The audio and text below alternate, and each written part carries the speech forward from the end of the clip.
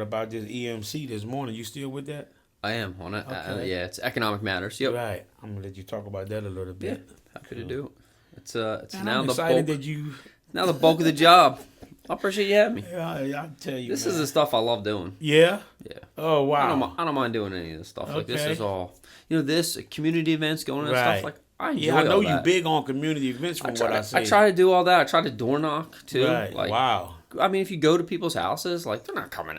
People are Right. busy. Yeah. So like, Yeah. if I can go to them and have a conversation at the door, Wow. it's pretty. That's the interaction, or those are the interactions that have the most Right. impact.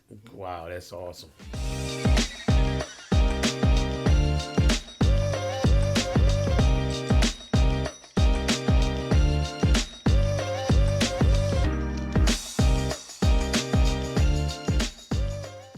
Well, blessings, everyone. Thank you once again for joining me here for another segment of Chillin with the Bishop. I am your host, Bishop Rodney Thompson, and I'm excited to be here on today.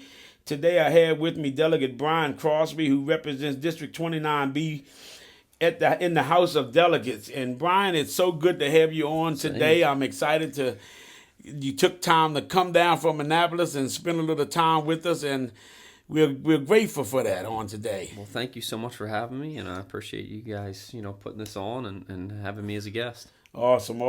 I want to just kick off by having you just tell us a little bit about yourself. Yeah, so I grew up in Philadelphia. Okay. Come from a working class family, and went to college in the city in Drexel University. Okay. Then went on to law school out of Western Michigan. And after I passed 2 bar exams, I followed every lawyer's dream. I became a U.S. Army Ranger. Oh, wow. So I went into the military, deployed 3 times, and then I just really wanted the opportunity to have a more stability in a family life. And Wow. so I got out, found a job here in a military-friendly community on the water, and I work now on definitely. Webster Field. Okay. After getting involved in the community, I decided to run for office, and was fortunate enough in 2018 to become elected for the first time, and it's been an incredible honor. So. Awesome. Well, one of my questions is, what prompted you to get into public service? When I first came here, I didn't know anyone. Wow. And I always have thought that people should give back to their communities. And part of the reason I joined the Army. But when I came here, I took a job with a local company, and they had a running club that got involved with kids at Carver Elementary. And I realized that there was a real need interacting with them. Definitely. And, some of those kids, it was the only time during their day anybody asked them how their day was going. Wow. And so just became more and more involved and talked to the families, and then really did my homework and research and tried to figure out, what are the things that our community needs and what's the common thread.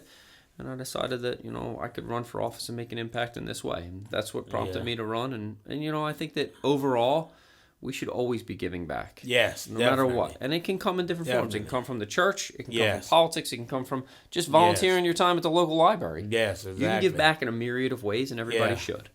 And that's a true fact. I tell you, when I was coming up, well, not I was coming up, but when my son was coming up, I enjoyed coaching his Parks and Recs basketball team. Did it for probably 7 or 8 years until things shifted with myself in the ministry and called me in some other areas. But yeah, it's so true. It's so vital, I believe, that we learn to give back and to help those that are less fortunate to be able to understand the importance of them knowing somebody cares. It's true. And I mean, just take coaching, for example, right? A lot of parents are busy. They don't have the opportunity to coach, right? So like you're helping mentor their child. That's an opportunity for them to grow. Yes. You're building team and teaching fundamentals that we teach throughout society, how to share, how to be kind, how to respect people. Yes. What competition is about, and there's still a set of rules, and you're laying all of that, and that is a form of service. Yes, exactly. Well, look, since being first elected, give us some of your accomplishments. Yeah, so the major one is the third building, now the SMART building at the Higher Ed Center. It's $90 million that we were able to secure the first year we were elected, and that's the largest injection of state funds in St. Mary's since the Thomas Johnson Bridge. Oh, wow. We've also had two other themes kind of as we've gone along. The first is food insecurity. Yeah. So we got $250,000 to promote St. Mary's Caring Soup Kitchen. Okay. And we also got money for Farming for Hunger, which is an incredible program run by Bernie Fowler Jr. His father was a state senator from Calvert County that works with the Department of Corrections on a farm. These are actual inmates that come out, they work, and they also run social programs for team building out of there. Wow. It is amazing. The recidivism rate out of his program is nearly zero. It is significantly less than the rest if you compare it to the rest of the Department of Corrections. Wow. So what he is doing is amazing. And we were able to secure the second site down at historic St. Mary's. And ultimately, the food grown there will go to our local food bank and then help the needy right here. Awesome. I was about to ask, so would that stay right here in the county? That's the goal. Awesome. So, obviously, long term, we hope that he outgrows what we need and we can continue to send it to the Maryland Food Bank. But yeah, the goal is to keep it here and keep the local food supply here. And so that way it benefits our people first. Right. And, there's so many benefits to that, not just our own community, but, it cuts down on transportation costs. Yes. Cuts down on the amount of supplies needed because you don't have to go as far, and you set up a system where everybody is working together. Right. Now, being a bishop and all, and pastoring the church, I know quite a few of the churches have food banks. They do. Are they able to access some of that food for their food banks, or is it just the individuals that you have right now that you supply the food to? So the ultimate goal is that facility. It's down at the U-Haul site. Right. That facility will then store the food and then distribute to all the other local pantries. Awesome. I think that's a real great idea, especially being homegrown. Yep, absolutely. Yeah. The last thing I would touch on, I think that there is no greater need than the access or the ability to access health, whether that's mental or physical health. If people are sick, they need to see a doctor. They need to see preventative care. And so we've worked with our local health department, and we secured $100,000 for the behavioral health hub that's right there on Great Mills Road.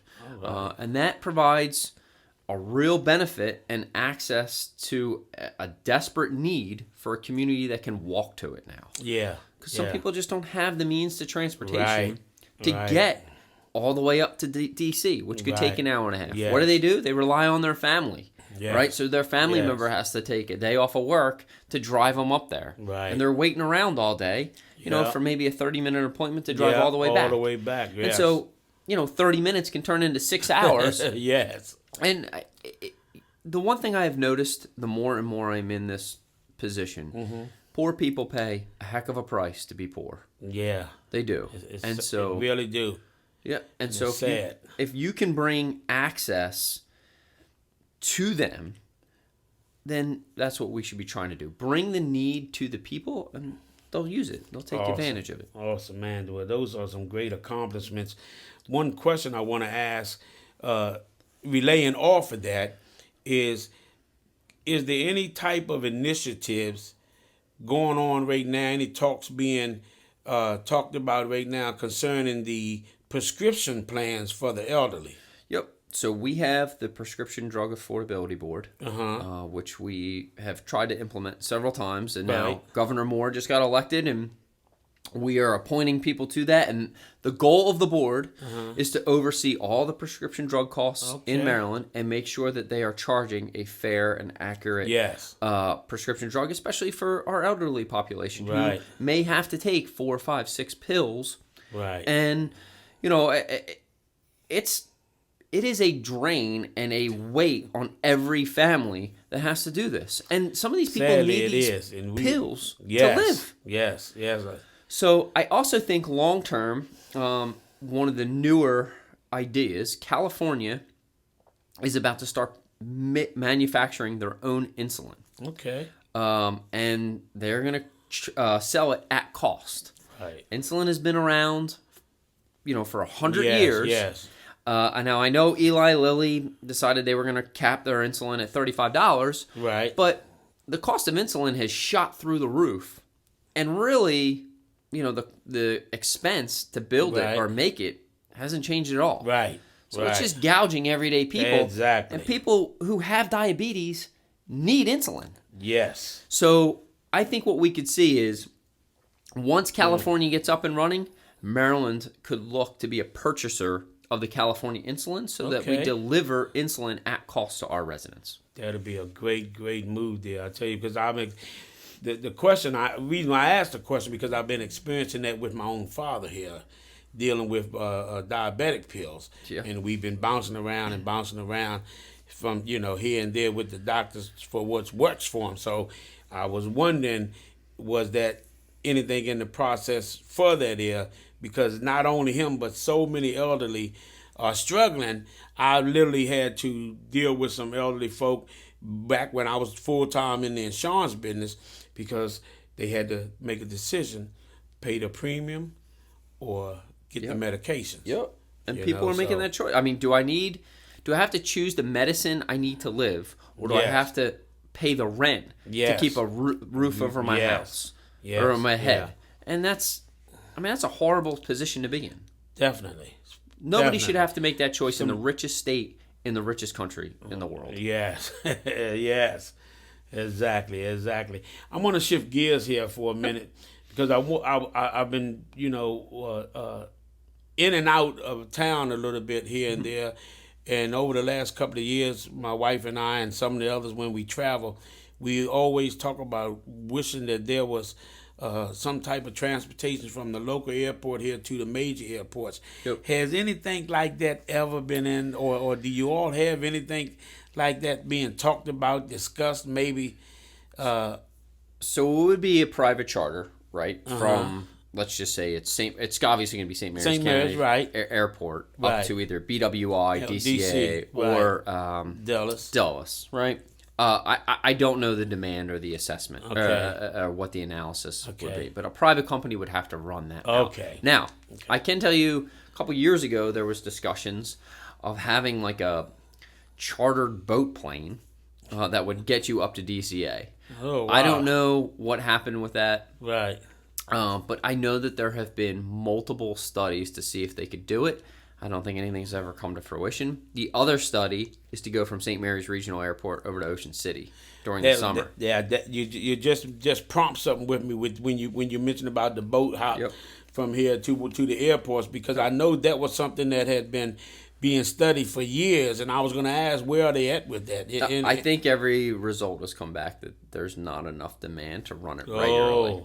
Because I mean, you gotta think, right? You probably have to time it up so that there's enough people on the plane every day, and then you get up to DCA in a timely fashion. Right. Like people would, I don't think you would want a plane to take off at 6 a.m. so you could get to DCA and then sit there till a plane leaves at 4 o'clock at night. Right. I don't just drive in that case. Right. Yeah. So that's probably always been the rub. Okay.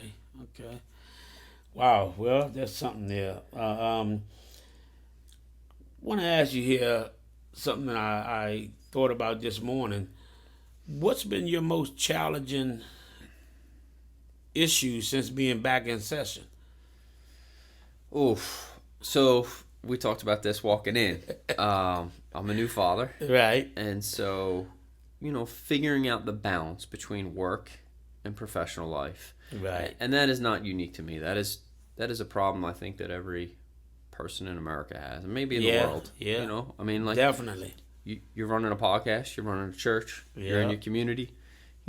Obviously you're lucky because your family is involved with that, but it's still a tough balance. Yes. And it's when do you turn the work switch off and put on the family switch? Right. And so just the time management and trying to figure out that balance, it has been an adjustment for me this year. Wow. And it's been tough. It's been a lot more difficult because, like we were saying, I love going to all these events, right? Right. Well, now it's like I got a 7-month-old. Right. I got to find a babysitter, or my wife, maybe she has something, or am I going to bring the kid with me? Like, right. I'm okay. Like, all right, let's scoop her up and go. But, it just... There's always there's a totally different element, a totally different dynamic, and I think it's maybe a better person, but like it's certainly been more of a challenge and struggle for me to figure out internally. It's like, well, this is way different. I can definitely understand that. I can totally agree with you on that. trying to pastor a church, trying to work full time, and trying to get to the kids' little league games and different choral events, course events that was going on. So I did it all and dealt with it, and I can truly understand that is a challenge. And it's something that we all have to figure out over time. But I'm thankful now that mine have grown up, and I'm starting to deal with the grandkids. But they haven't got to that age yet. But I see it's coming. So it's probably easier for you to deal with them now, and it's harder for your son and daughter, right? Definitely. Definitely. Just, my parents are enjoying, my daughter much more than I think they enjoyed me. But I think with the kids, it's more discipline and more trying to make sure they stay on the straight and narrow. Yep. And then with the grandkids, it's more. I notice with myself now, it's more like just let them have fun. I know. Just let them, let them enjoy life. You know, keep them within the confounds of things so they can keep them straight. But just getting out. If they waste something on the floor, we just wipe it up. It's okay. If they do this or do that, if they come over and they become a tornado and tear the room up, it's okay. We just wipe it up afterwards. But with the kids, it's like, don't do that. Don't make that mess. Watch it. It's true. I remember my mom when I would come in the house, she'd be like, "Take off your shoes." Yes. And now with my daughter, it's like, "Oh, just let her throw up on that." It's like, what is going on here? Yeah. So the challenges are real for those that, are in those positions and find themselves dealing with that on a regular basis.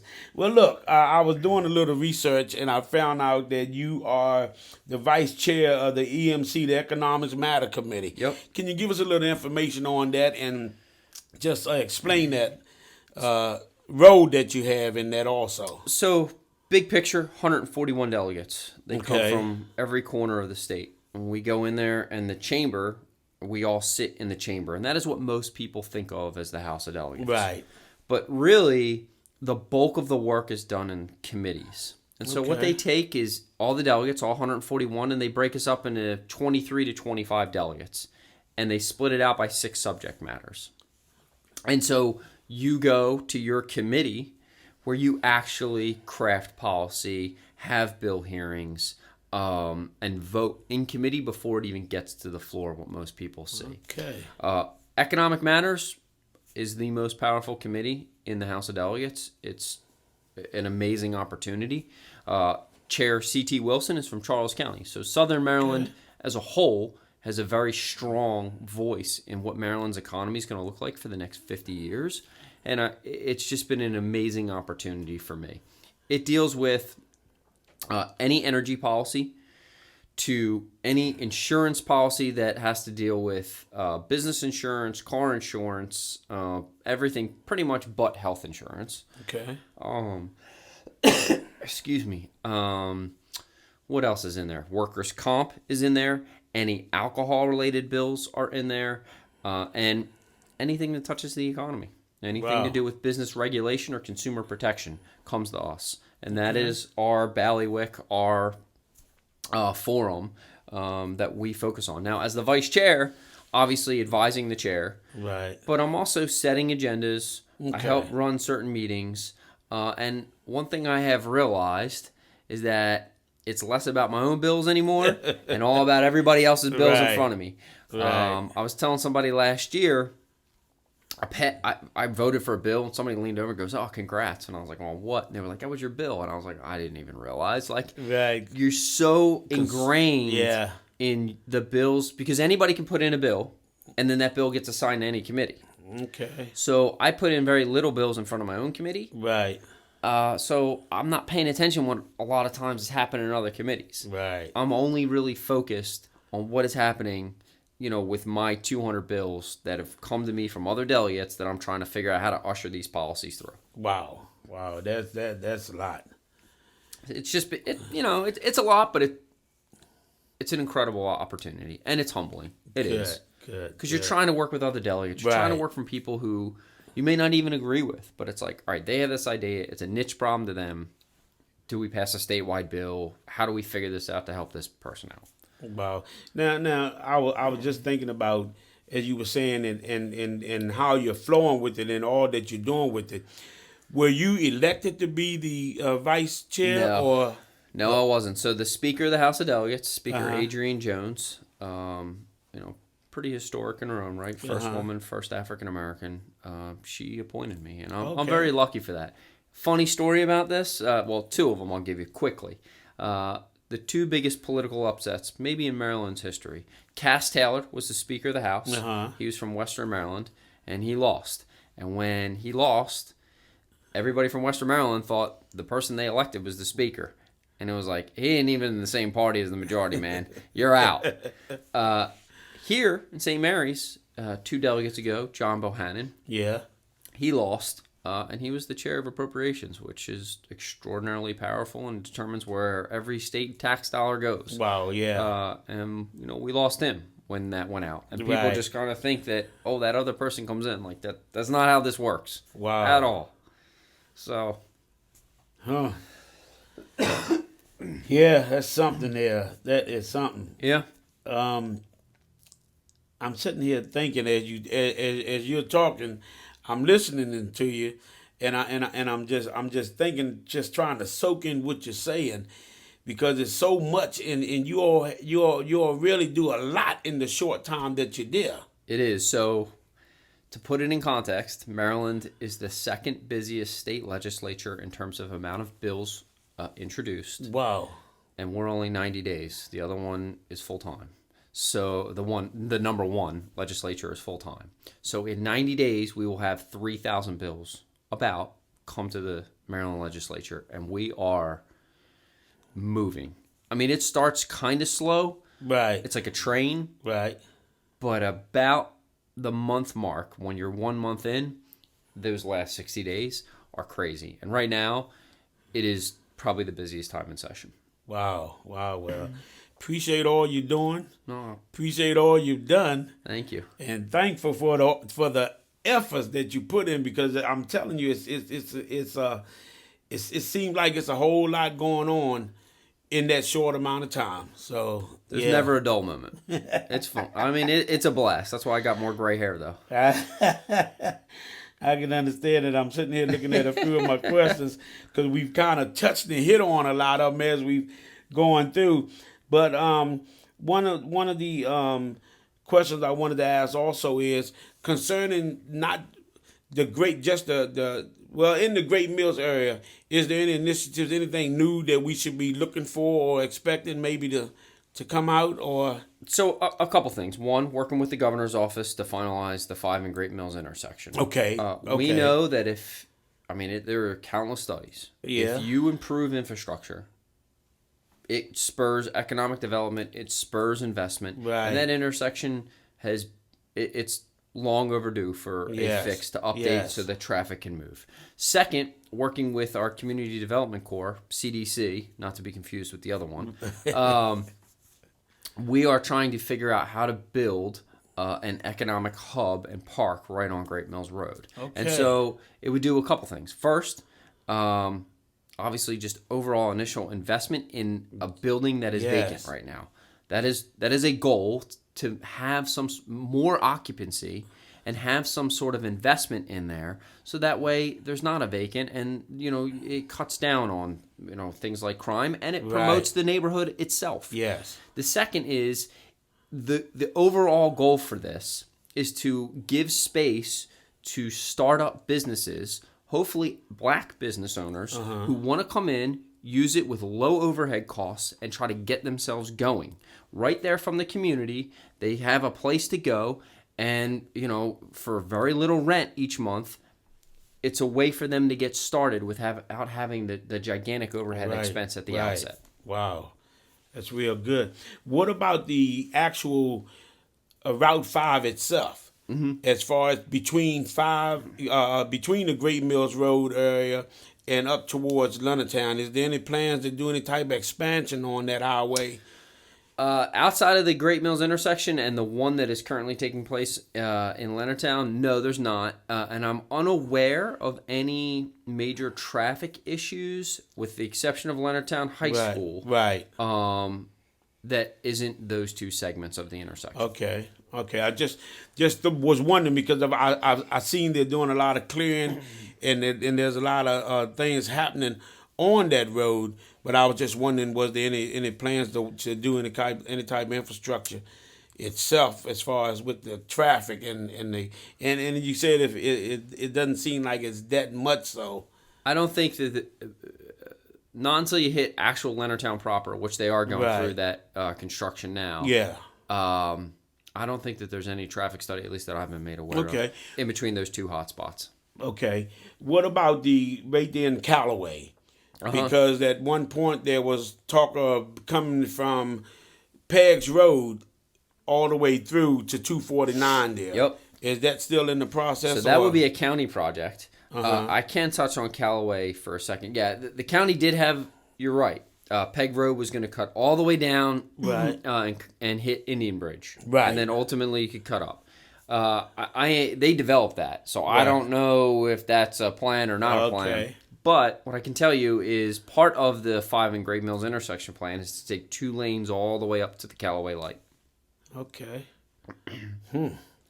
That'll be good. In fact, that'll be real good. And I got some interest in that. That's why I was wondering and asking about that. Well, I got one other question I want to ask before we let you go. And that is, you had mentioned about the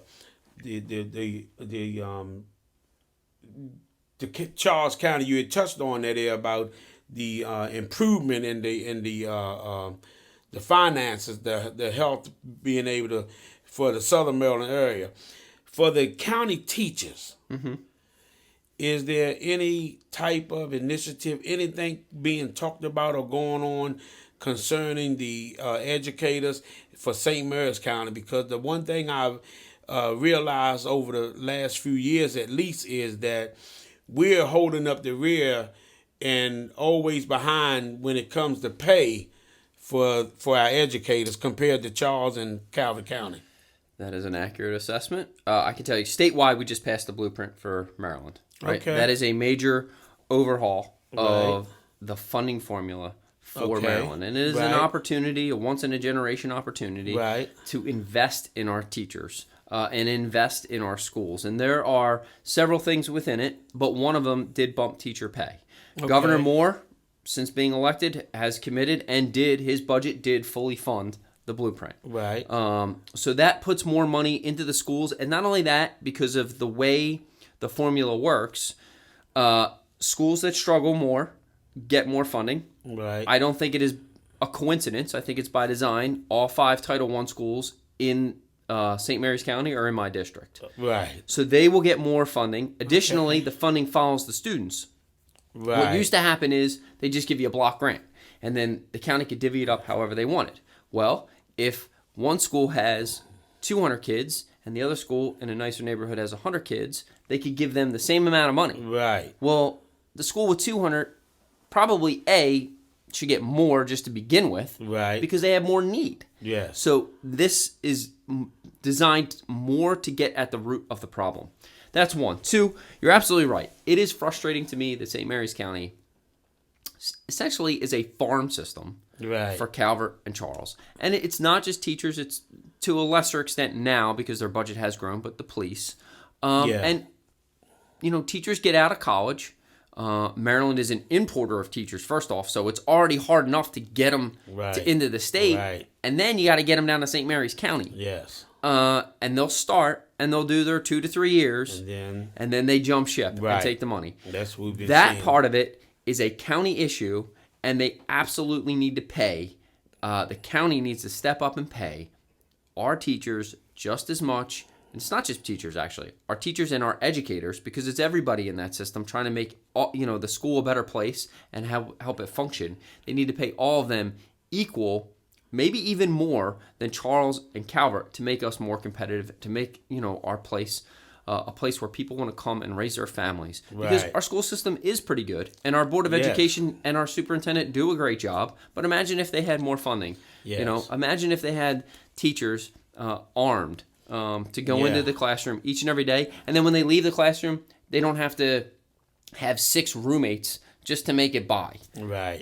Because that's not right. We should treat teachers with the dignity and respect that they deserve because they are champions. Yes, and that is so true, and I really think that we really need to try to do more for our teachers, and the schools in general, Yep.